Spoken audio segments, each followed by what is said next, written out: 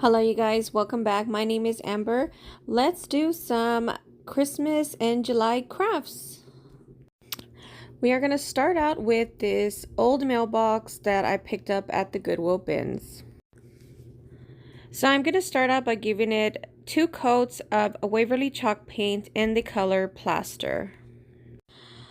Then using my letterpress stamps from IOD, I want to stamp the words "Letters to Santa" in the front. So here I'm just figuring out where the placement is going to be. I wanted to put it straight across the bottom, but it isn't going to fit, so I'm going to have to center it in the middle of my mailbox. So once I figure out my placement, I'm going to go ahead and use this gridded sticky paper from, I believe it's from Amazon, to stamp my letters onto my mailbox. And I do know that IOD sells the thin mounts. I just prefer this way instead. And in all honesty, guys, I am a bit messy when I craft. Sometimes I get these in the dust, or like if I just finish sanding something, and it's hard to keep them sticky. Now, if I were to take better care of them, I probably would be able to use the thin mount. It's just this sticky paper has the grit, and it makes it easier to lift them up to stamp a surface. And out of all the stamps, this is basically the one that I struggle with the most to keep sticky. I love IOD. I'm actually waiting for my new order, and I'm super excited. Anyways, back to the project here. So once I get my letters to Santa stamped on, I am going to go in with the winter adornment stamp from IOD, and I'm just going to add some little berries coming out from the side of my mailbox. Then, just to age up the edges a little bit, I'm just going to go in with some Distress Oxide and just go around all the edges just to give it a more aged look. Then I go ahead and create a little bow to add to the top of my lid. I'm not too sure if I'm going to keep the bow on there. I kind of have mixed feelings about it. I might take it off. We'll see. But that is it for this one. I will give this a coat of clear spray paint to seal it. And that is it. What do you guys think?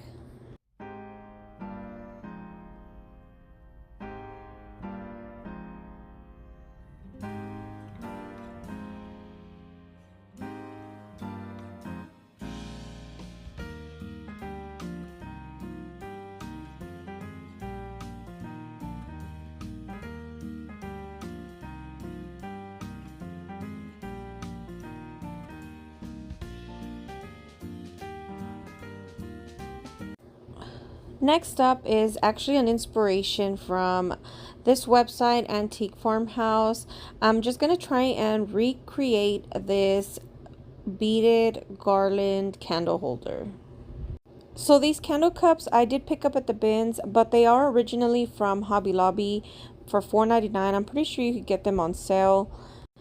And the bead garland as well is from the Goodwill bins. So I'm going to start out by getting my drill here and placing a drill bit through the bottom of my candle holder to create the little space to string them through my garland.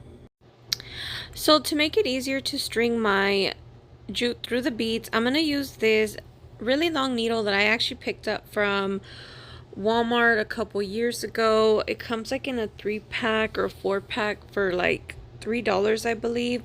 And I know they still do have them. They're in the sewing section. It just makes it a lot easier to string these beads, and I also use this to create pumpkins in the fall.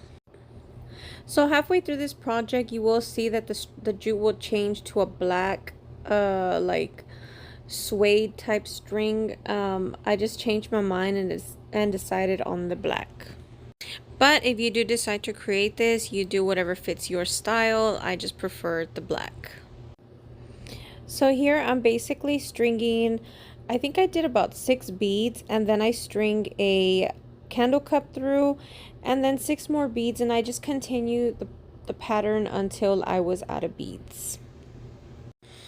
And in the picture, it doesn't have any tassels on the ends, but I decided to create some tassels. So I'm going to go ahead and use this piece of wood and I'm just going to wrap it loosely. And that is how I'm going to create the little tassels to add to the ends of my garland. So I'm going to go ahead and slide it off my board here, and then I will tie it off somewhere near the top, but still leaving enough space to create the little loop that I'm gonna string it through the garland. So once I get it tied off, I'm just gonna go ahead and cut the ends to create the tassel.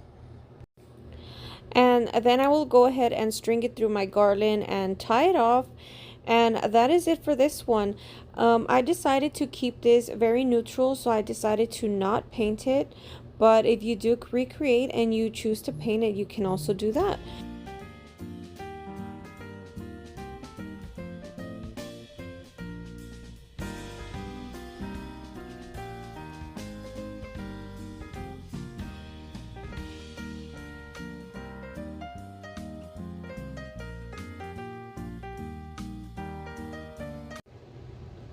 Next, I'm going to go ahead and create some little trees using these little foam cones and this fabric that I picked up at the Goodwill bins.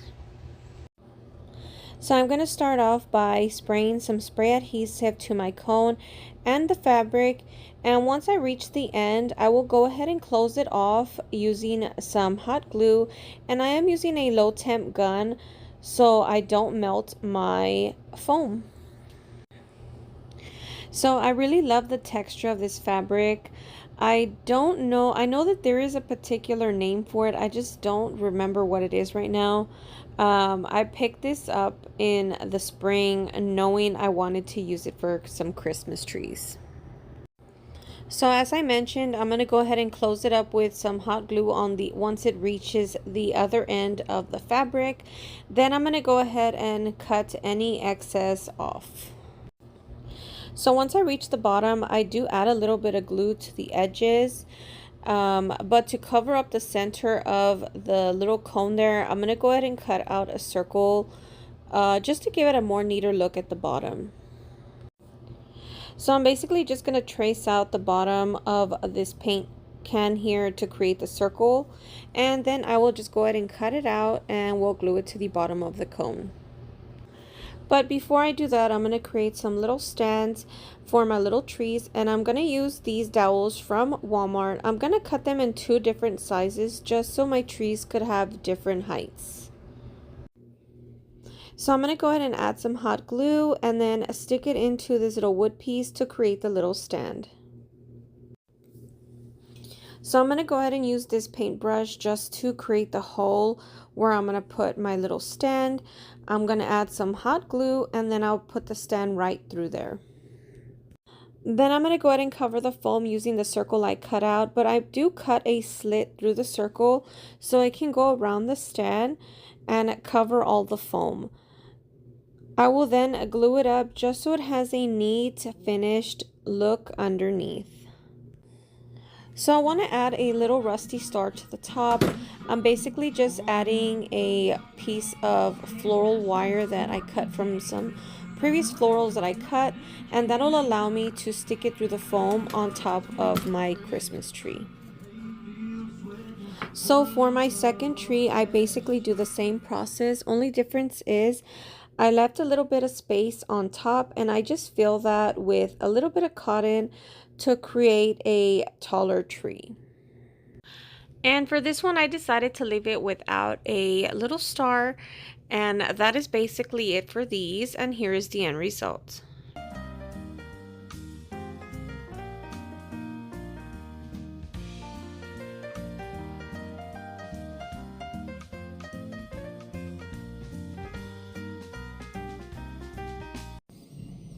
Okay, so next up is going to be another Christmas tree using that same fabric. I'm just going to freehand the shape of a Christmas tree. Usually I will use that wood cutout from Dollar Tree, but I don't have all my Christmas craft supplies out yet, so I'm just gonna freehand this and try to get it as even as possible. Then using some hot glue, I'm gonna go ahead and glue up the edges of my tree, and then I will begin to stuff it. Usually I will sew these up, but my sewing machine is having an issue that I just can't figure out how to fix. So for now, glue is just gonna have to work. So my sewing machine actually snags my thread, so it basically cuts it off like in the middle of a project. I am not a professional. I use it for very basic things. So if one of you guys is a professional sewer and might have some advice on how I could fix it or what I need to replace, please let me know in the comments. I will really appreciate it. Okay, so I'm going to begin stuffing my tree here, and I try and stuff it as much as I can, and then I'll just kind of smooth it out a little bit. I don't want a bumpy tree, so I try and get all those extra bumps out, just making it as smooth as possible but still fluffy. Then I will just add some hot glue to close it up, just leaving the center section open so I can get my stand in there before closing it up. So I'm going to get my little dowel here, add a little bit of hot glue, and then I'm going to stick it right into my tree. Now for my little can to stick my tree into, I'm just using a plain can from the kitchen. I just washed it out, and I'm going to give it a coat of white paint, I believe in the color Plaster from Waverly Chalk Paint. I do plan on decoupaging, so I do want to start with a light base. So once this is fully dry, I'm going to go in and add some Mod Podge so I can decoupage my napkin. And for the napkin, it was a 2-ply. I took off all the extra layers. I'm just using the top layer of the napkin, and I did pick this up at Ross last year. Like, look at how cute it's just has all those vintage images on it. I really love it. I don't know, I've never seen them again at Ross, but that is where I picked this napkin up from. And I am using the glove just to smooth out the napkin without tearing it. It just creates a barrier between your fingers and the napkin. So I'm basically just working my way around the can until I reach the end of the napkin. So I'm just going to use this paintbrush with some water and just cut off where I have the excess napkin. I don't want to have a straight edge, just so it could blend in a little bit better. So you can see here how easily the napkin rips once you add some water. Once I reach the bottom of my can, I'm going to go ahead and sand off any of the excess napkin. And I go ahead and do that for the top as well. Then I'm going to go ahead and put some floral foam into my can here. I'm cutting it down to size, and that is where I'm going to stick my tree, right into that foam. And just to cover up that foam, I'm just going to add some moss that is from the Dollar Tree. And just to take this little project a little step further, I'm just going to embellish it with some of these rusty little bells. So here I'm just showing you guys how using the water on the napkin really helps out. You can't even see where the napkin meets up. That is basically what I was showing here.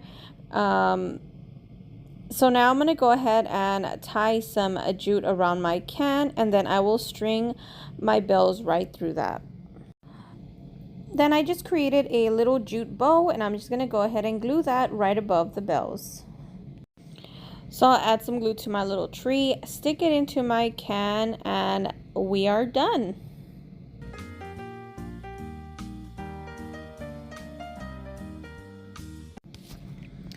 So for this project here, I'm going to go ahead and use a vintage greeting card to create some Christmas art.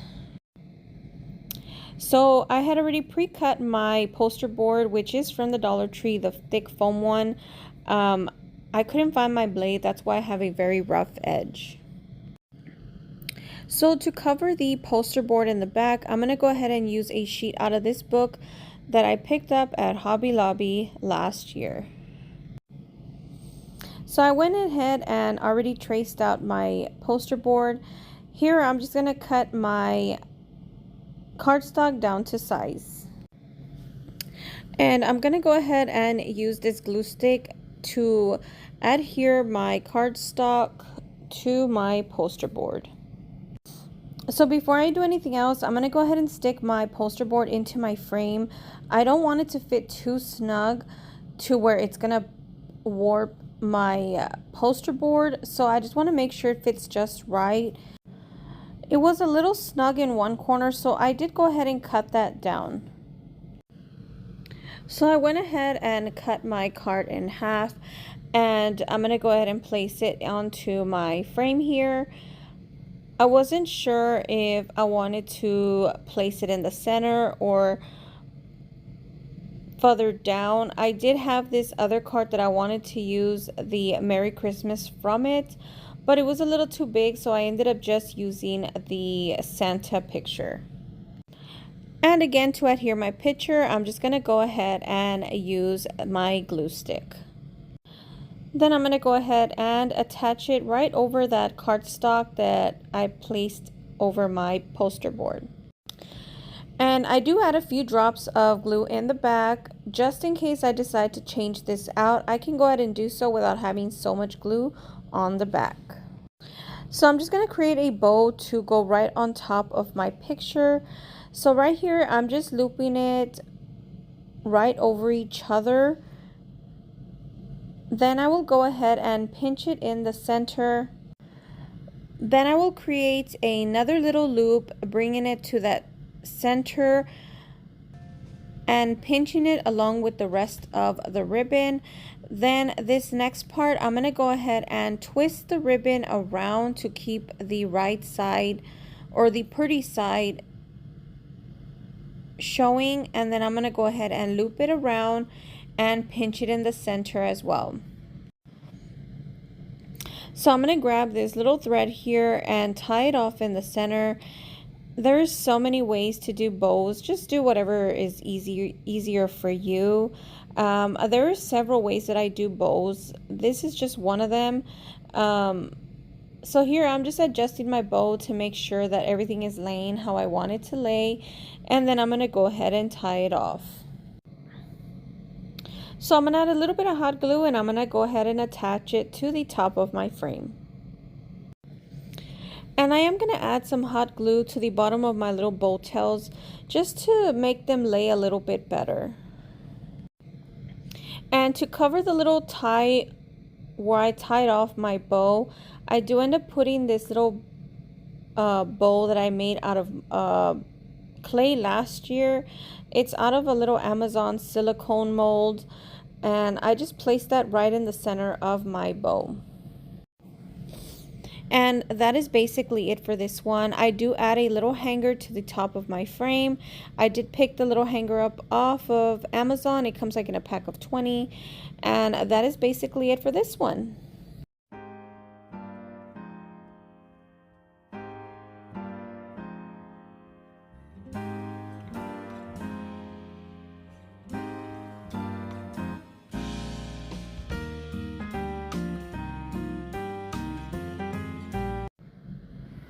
So right here, I'm going to go ahead and mix some paint colors from Waverly. This is the color Crimson, and then I'm going to mix it with the color ink from Waverly Chalk Paint. I'm trying to create a like a burgundy, I want like a deeper red color, kind of to match that bow in the previous project. So my red color was a little bit dried out and super thick, but my ink color was a little on the I think I had watered it down for something that I did previously, so it kind of just balanced it out. So these plastic ornaments I had painted last year, but I never got around to finishing them, so I'm going to give them each 2 coats of this color. Then I'm going to be creating some molds for them. This is the lock and key mold from Amazon, and I'm also going to be using the cameo mold from IOD. So I'm going to go ahead and attach these with some Tite Bond onto my ornaments. I was going to paint them first, but then I changed my mind and decided to adhere them, and then I will go in and paint them. And I did get some glue seeping out from the edges, so I just go in with a little brush with some water and just kind of clean up the edges before I go in and paint them. So I go ahead and paint my molds and also give the ornaments a second coat of paint. So going in with this gold paint from Folk Art, I'm going to start stippling the paint all over my ornament. And I do this until I am fully satisfied with the color. I do a little bit of dry brushing when I feel that the paint has been mostly offloaded off the brush. And yeah, I basically do this until I am fully satisfied with the color. And I do pop the hangers back onto my ornaments, and I do go in with a little bit of rub and buff just to give them a little shading of gold, just so they can match a little bit better with the rest of the ornament. So to create the bows for this ornament, I'm basically grabbing the ribbon with my 3 fingers and with my pointer and my thumb. That is where I'm going to wrap the ribbon around, and I'm going to bring it over onto the back of the bow and run that bow into that loop that is in the back of my bow. Once I get that little tail in the back of that loop on the back of the bow, I go ahead and give it a tug, and that's going to secure your bow. Hopefully that was a good explanation. I feel like I say bow a million times, but that is the best way I can explain it. When I learned this, I watched a video over and over and over again. I would pause it, try it, pause it, try it, and that's basically how I learned how to do this bow. So I'm basically going to dovetail my ends, and then I'm going to attach it to my ornament. So that is basically it for these ornaments. These are by far my favorite project out of this video. Let me know what you guys think.